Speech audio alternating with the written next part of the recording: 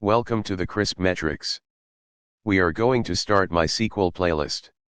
In this video we will see how to install MySQL in Windows. Now to download the MySQL, just open the Google Chrome. Search for MySQL download.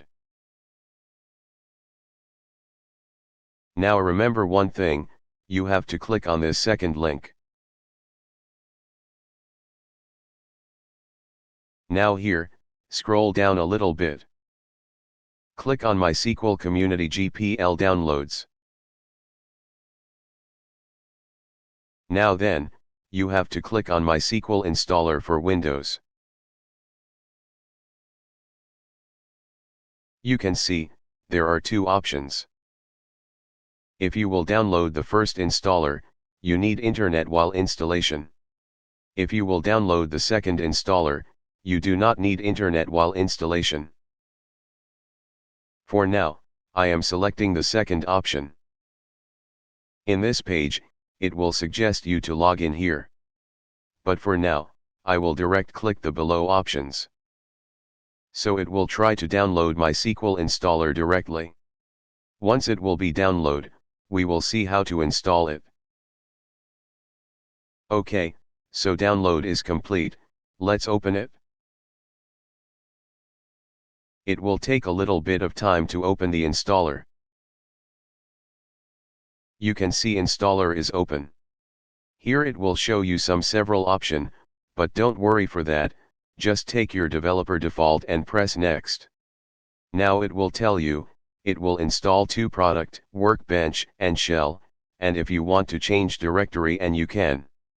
For me it is fine. Press yes. So for the MySQL, it will ask for Visual Studio, just ignore this and again press yes. These things it is going to install in your PC, so to install press execute.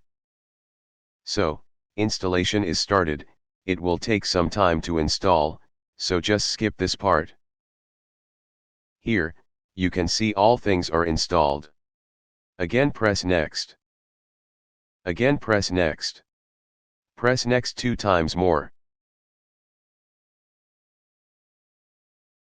Now it's time to set password.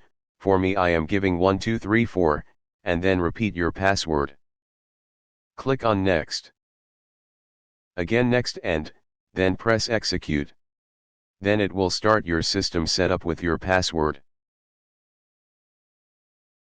Again it will take some time, so skip some video. After that, again press next and, then no. Then click on finish.